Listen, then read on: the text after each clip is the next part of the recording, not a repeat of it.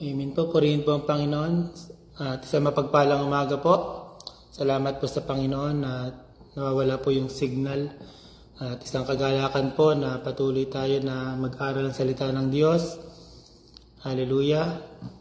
Ang morning devotion po ay nagmumula po dito sa Doropoy Church sa Talyao, sa main church po dito sa Taiwan. Sa pangunguna po ng ating Pastora Gina at Pastor Julius. At isang kagalakan po na patuloy na magamit sa gawain ng Panginoon.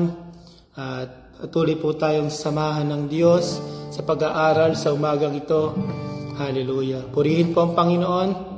At tayo po ay umawit ng bago tayo mag-umpisa sa Panginoon. Hallelujah. Purihin ang Diyos.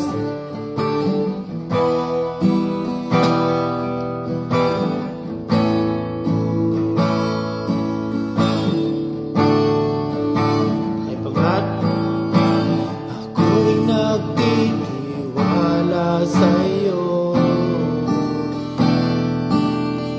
kalakasan ko'y nanggagaling sa iyo. Ako'y nagtitiwala sa iyo, salita niyo ang tanging sandigan ko. Isa po. Ako'y nagtitiwala sa inyo, kalakasan ko'y nanggagaling sa iyo.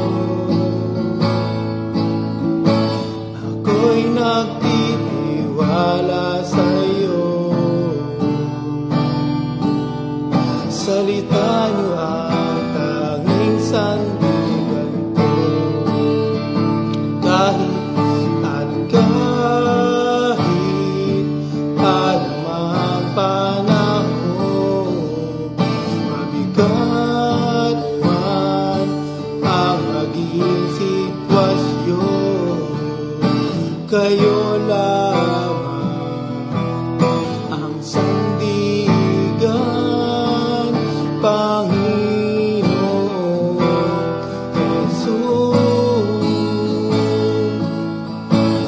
Pag-ibig mo ay sapat, awa para sa lahat, at kahit ako'y nagkulang, salita niyo ang tanging sandigan ko.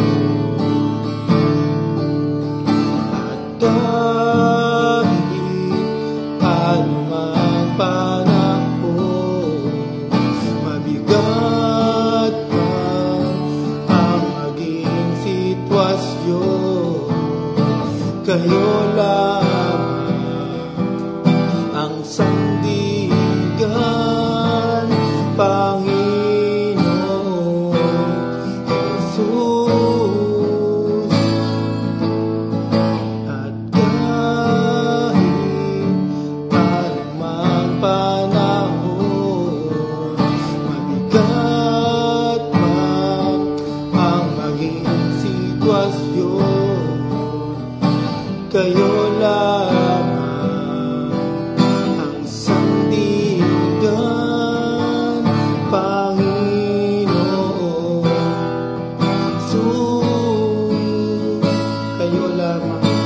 Kayo lamang ang sandigan, Panginoon Jesus. Panginoon Jesus. Panginoon Jesus. Hallelujah. Purihin kayo, Panginoon. Maraming salamat po, Panginoon, sa panibagong umaga na inyong pinagkaloob sa amin, O Diyos. Panibagong kalakasan, O Diyos, na kayo po ang mapapurihan sa umaga nito, maparangalan, Panginoon. Maraming salamat po, Panginoon, sa inyong biyaya at habag, O Diyos, na kami ay nakakapagpatuloy sa inyong gawain, Panginoon. Kahit dalangin ko po sa umagang ito, O Diyos, sa pag-aaral namin, Panginoon, ay patuloy niyo kaming samahan, Panginoon. Patuloy niyo kaming tulungan sa pag-aaral ng inyong mga salita. At ito po ay patuloy na maging kalakasan po namin, Panginoon. Maraming salamat po, Ama, sa inyo pong papuri, parangal, sa pangalan ni Jesus. Amen, amen. Purihin po ang Panginoon. At isang kagalakan po na isang mapagpalang umaga po sa bawat isa. Salamat sa Diyos at purihin ang Panginoon. Tayo po ay mag-aral ng kanyang mga salita at patuloy po na tayong palakasin ang salita ng Panginoon. Hallelujah. Pag-aralan po natin ang 2 Corinthians chapter 4 verse 16. Sabi po dito, iyan ang dahilan kung bakit hindi kami pinanghihinaan ng loob kahit na unting-unting humihina ang aming katawan. Patuloy namang lumalakas ang aming espiritu. Amen. Purihin ang Panginoon. Sabi dito, iyan ang dahilan kung bakit hindi kami pinanghihinaan ng loob. Kahit unting-unting humihina ang aming katawan, patuloy namang lumalakas ang aming espiritu. Sa atin, tayo mga lingkod ng Panginoon, tayo, totoo na nanghihina po yung ating mga katawan. Amen. Napapagod din tayo kasi nasa katawang lupa tayo. Pero paano ba natin talaga mapapalakas yung ating espiritu? Amen. Paano ba talaga tayo mapupulpil ng salita ng Panginoon? Sabi, iyan ang dahilan kung bakit hindi kami pinanghihinaan ng loob. Dito sa mundong ito, maraming bagay na nagbibigay sa atin ng panghihina. Maraming nagpapalungkot sa atin. Maraming mga bagay na nagbibigay sa atin ng kahinaan. Pero mas lalo tayong mas lumapit sa Panginoon na patuloy nating palakasin yung ating espiritu. Napapagod tayo, totoo yun, napapagod yung ating katawan sa trabaho na lang. Ito po sa Taiwan, talaga nakakapagod ang trabaho. Depende na lang po sa mga department na napupuntahan. At isang bagay na kailangan po natin gawin ay magtiwala tayo sa Panginoon. Sapagkat kapag tayo nagtitiwala sa Panginoon, ay patuloy tayong binibigyan ng panibagong kalakasan ng Panginoon para makapagpatuloy. Para lalo pa tayong lumapit sa Panginoon sa kanyang gawain. Maging excited tayo sa ibinigay na tungkulin ng Panginoon sa atin. Sa paglilingkod na lang po sa Panginoon, hindi po mahirap. Mahirap po. Pero sa biyaya ng Panginoon ay nakakapagpatuloy tayo sa gawain ng Panginoon. Na kahit nakakapagod humayo, napapagod tayo kahit napakalayo ng hinahayuan natin, tayo po, lalo na po sa iba't ibang lugar na napupuntahan ng mga lingkod ng Panginoon. Pero isang kagalakan po talaga yung makasunod tayo sa kalooban ng Panginoon. Napapagod tayo. Pero kapag tayo nakakasunod sa kalooban ng Panginoon, nandun yung kagalakan natin sa Panginoon. Amen. Hindi tayo pinanghinaan ng loob. Sabi nga dito, iyan ang dahilan kung bakit hindi kami pinanghinaan ng loob. Kahit unting-unting humihina ang aming katawan, patuloy namang lumalakas ang aming espiritu. Amen. Patuloy talaga tayong pinalalakas ng Panginoon kapag lagi tayo nakakasunod sa kalooban ng Panginoon. Hallelujah. Purihin ng Panginoon. At sabi dito, kahit unting-unting humihina ang katawan, patuloy namang lumalakas ang aming espiritu. Kapag lagi tayo nagbubulay-bulay ng salita ng Panginoon, pinag-aaralan natin ang salita ng Panginoon, pinangahawakan po natin yung pangako ng Panginoon, tiyak po na patuloy tayong palalakasin ng Panginoon. Amen. Sabi nga po sa Hosea 1:8, huwag mong kalimutang basahin ang aklat ng kautusan. Pagbulay-bulayan mo ito araw at gabi para malaman mo kung paano matutupad ang mga nakasulat dito. Kung gagawin mo ito, uunlad ka at magtatagumpay.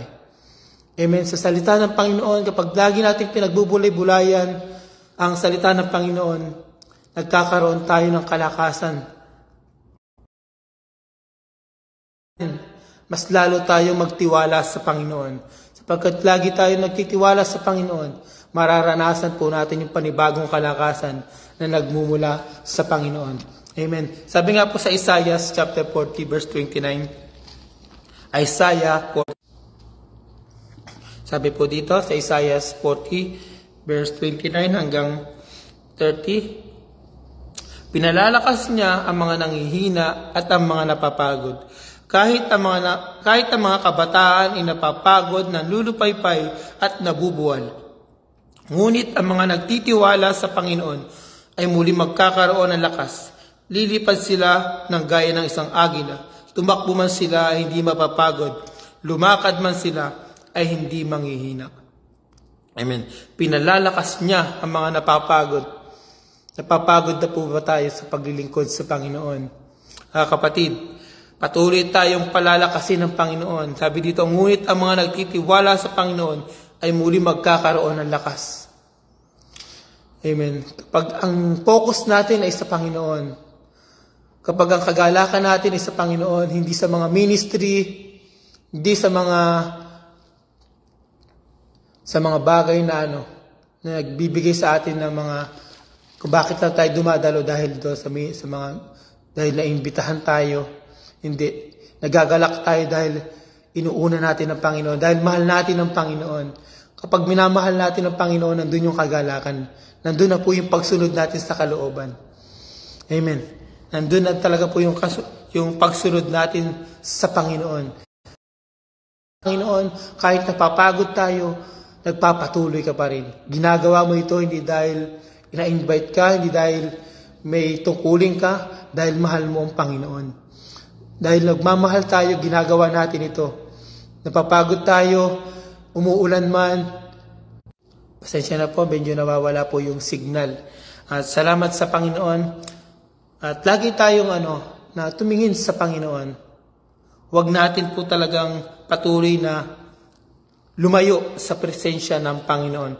Sabi po dito sa 17, Corinthians chapter 4 verse 17, sapagkat ang mga paghihirap na dinaranas namin sa mundong ito ay panandalian lamang at hindi naman gaanong mabigat. At dahil sa aming mga paghihirap, mainipala ang Diyos para sa amin na mananatili magpakailanman at hindi mapapantayan. Amen. Sapagkat ang mga paghihirap na dinaranas namin sa mundong ito ay panandalian lamang. Amen. Pasensya na po, humihina po yung signal ko. Sabi dito na, sapagkat ang mga paghihirap na dinaranas namin sa mundong ito ay panandalian lamang at hindi naman gaano mabigat. Sapat po yung biyaya ng Panginoon para makapagtagumpay po tayo sa mundong ito. Binigyan niya tayo ng tagumpay. Binigay po sa atin ng Panginoon yung kanyang banal na Espiritu para mas lalo tayong magtagumpay. Tinutulungan tayo ng banal na Espiritu sa lahat ng ating kahinaan. Sa natin, nandyan ang banal na Espiritu na siyang tutulong sa atin para magtagumpay po tayo. Amen. Sabi dito sa panandalian lamang at dapat panandalian lamang at hindi naman gaano mabigat. At dahil sa aming mga paghihirap, may inihandang gantimpala. Purihin po ang Panginoon. Sabi dito at dahil sa aming mga paghihirap, may inihandang gantimpala ang Diyos para sa amin na mananatili magpakailanman at hindi mapapantayan. Amen. Sa paghihirap natin sa paglilingkod sa Panginoon, may inihandang gantimpala ang Panginoon dun sa langit na bayan, sa mga anak ng Diyos na mananatili sa magtatagumpay. Amen. Sa magtatagumpay. Sabi dito, may inihandang gantimpala ang Diyos para sa amin na mananatili magpakailanman at hindi mapapantayan. Yung gantimpala natin mga kapatid, hindi lang dito sa lupa. Oo, nakakatanggap tayo ng mga blessing, pero ang totoong gantimpala ay dun sa langit na bayan, yung buhay na walang hanggan na ipinagkaloob sa ating mga anak ng Diyos na magtatagumpay. Kaya nga mga kapatid, maging matalino tayo. Magpasakop tayo sa kalooban ng Panginoon. Huwag nating tularan ang sanlibutan, sapagkat ang mundo ay nagbibigay sa atin ng kahinaan sa espiritu. Kaya nga palakasin po natin yung ating espiritu sa pamamagitan ng salita ng Panginoon. Huwag nating hayaan na mawala yung ating relasyon sa Panginoon. Amen. Kasi yung mga paghihirap natin dito, panandalian lang yan. Sabi sa Romans 8:18, para sa akin ang mga paghihirap sa buhay na ito ay hindi maiyahambing sa napakagandang kalagayan na mapapasa atin balang araw. Amen. Yung mga paghihirap dito, panandalian lamang yan. Mga pagsubok, wala lang yan. Pinagdadaanan lang yan ng mga Kristiyano. Kasi para masubukan daw kung tunay talaga yung pananampalataya natin sa Panginoon. Diyan talaga masusubukan kung totoo talaga tayo sa Panginoon. Sa panahon ng pagsubok, makakapagpatuloy pa ba tayo? Makakasunod pa ba tayo sa kalooban ng Panginoon? Ay umulan. Sabihin natin, pasensya na po, umuulan, di ako makaka-attend. Yan ba yung nagmamahal sa Panginoon? Di ba hindi? Ang nagmamahal sa Panginoon, kahit anong panahon, magpapatuloy pa rin.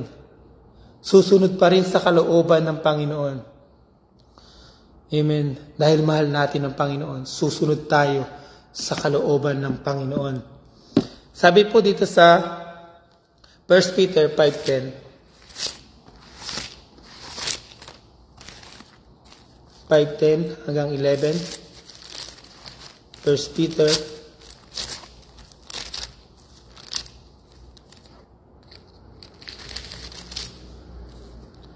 Sabi po dito, maikling panahon lang ang paghihirap ninyo, pagkatapos ito'y tutulungan kayo ng Diyos para maging ganap ang buhay ninyo. At siya rin ang magpapatatag at magpapalakas sa inyo, dahil siya ang pinagmumula ng lahat ng pagpapala. Pinili niya kayo upang makabahagi rin sa walang hanggang kaluwalhatian niya sa pamamagitan ng pakikipag-isa ninyo kay Kristo. Purihin siya sa kapangyarihan niyang walang hanggan. Amen. Amen. Maikling panahon lang ang paghihirap ninyo, pagkatapos ito'y tutulungan kayo ng Diyos. Amen.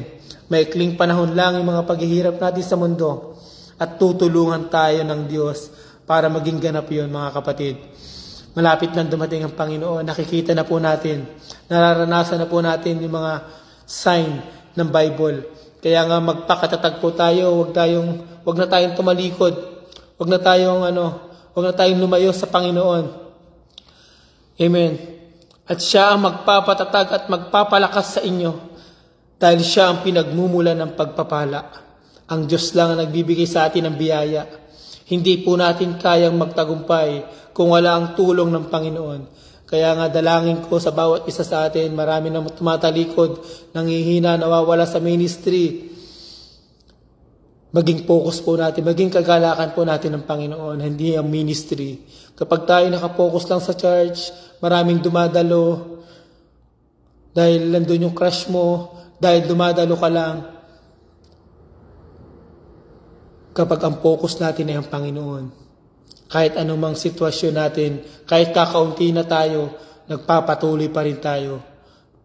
Dahil mahal natin ang Panginoon. Yung kagalakan natin ay mapupurihan ng Panginoon. Hallelujah. Purihin po ang Panginoon. Sabi po dito sa Romans chapter 5, verse 3 hanggang 5. Romans chapter 5, verse 3 to 5.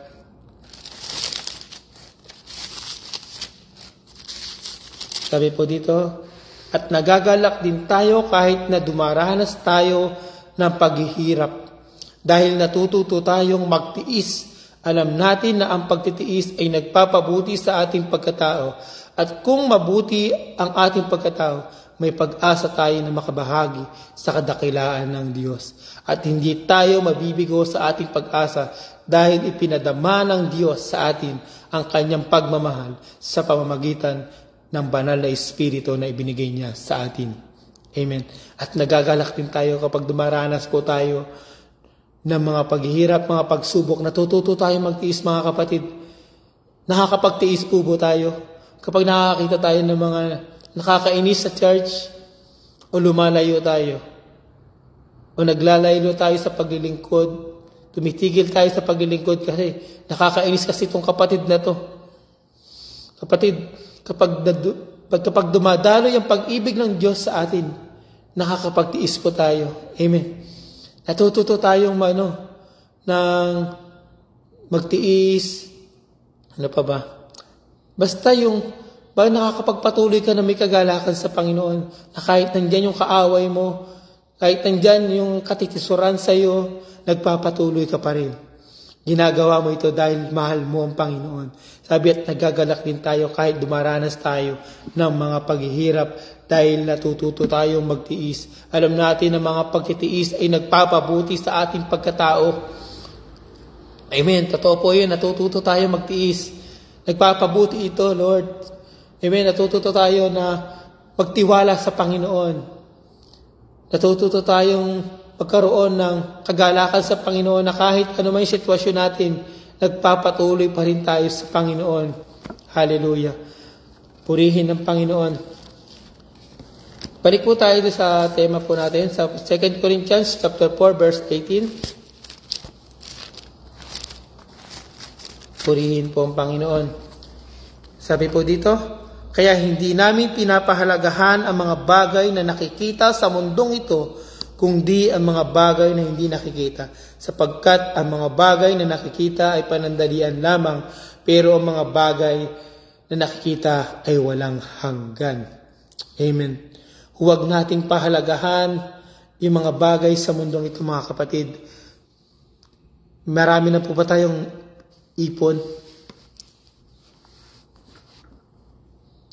Diba?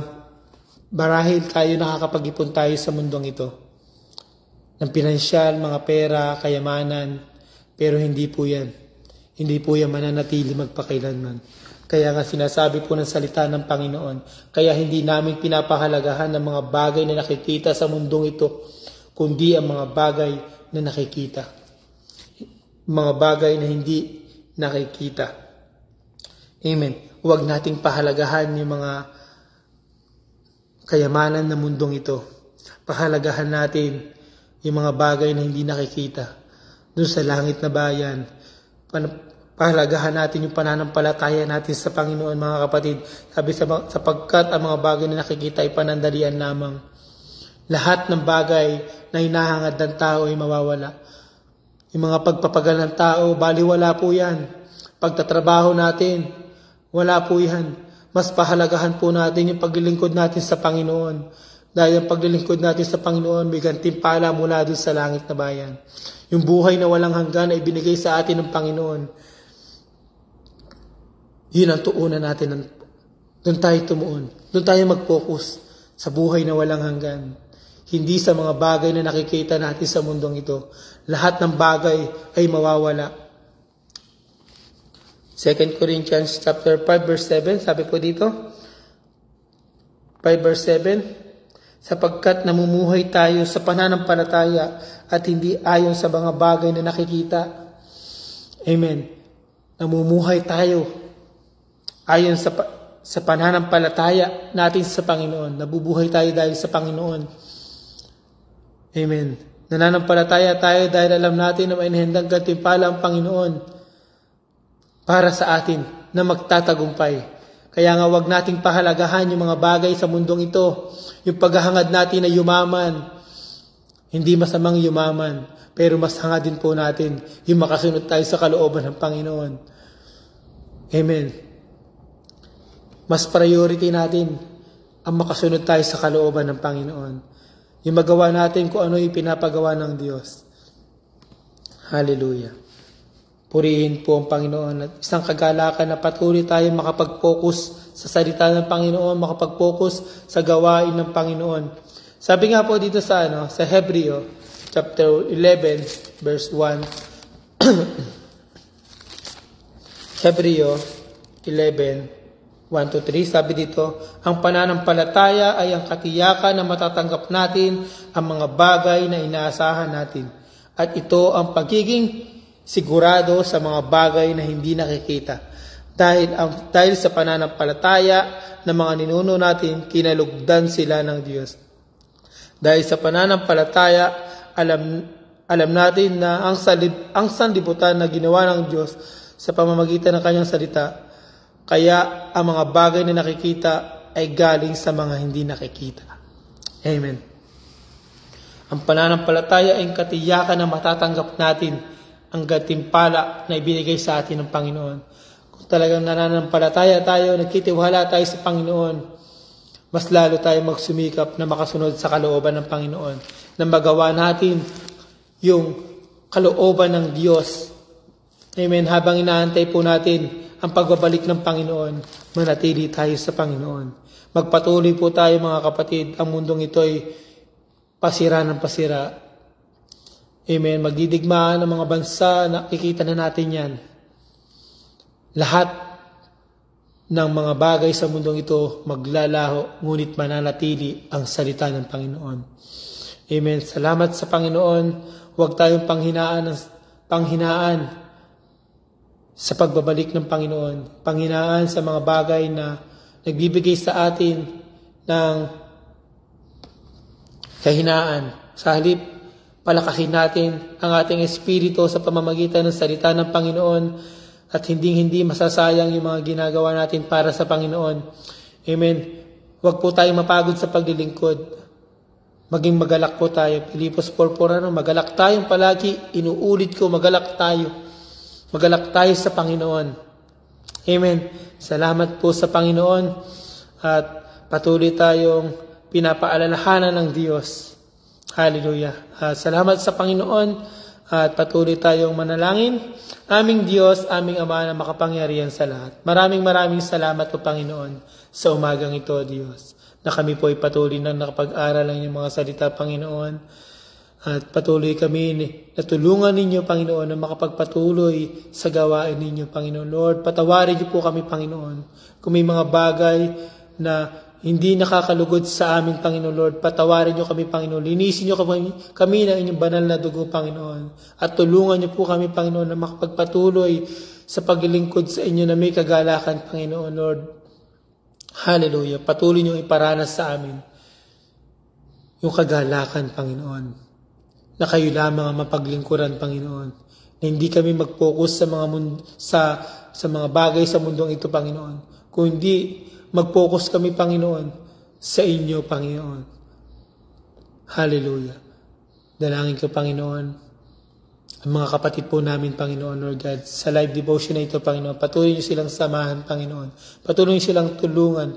Bigyan ng kagalakan sa Panginoon, O Diyos, na makapagpatuloy sila na maglingkod, Panginoon. Hallelujah. Makapaglingkod na may buong kagalakan sa inyo, Panginoon, Lord. Kayo lang maparangalan, kayo lang mapupurihan, Panginoon. Sa aming buhay, Panginoon, kayo ang makita, Panginoon. Hallelujah, Lord. Salamat po, Panginoon. Hallelujah. Purihin po kayo, Panginoon. Sa inyo po namin ibinabalik ang pinakamataas na papuri, parangal, sa pangalan ni Jesus. Amen. Amen. Salamat po sa Panginoon. Isa pong mapagpala po sa bawat isa. Isa mapagpalang umaga po. At patuloy po tayong pagpalain ng Panginoon. Sa Diyos po ang lahat ng papuri.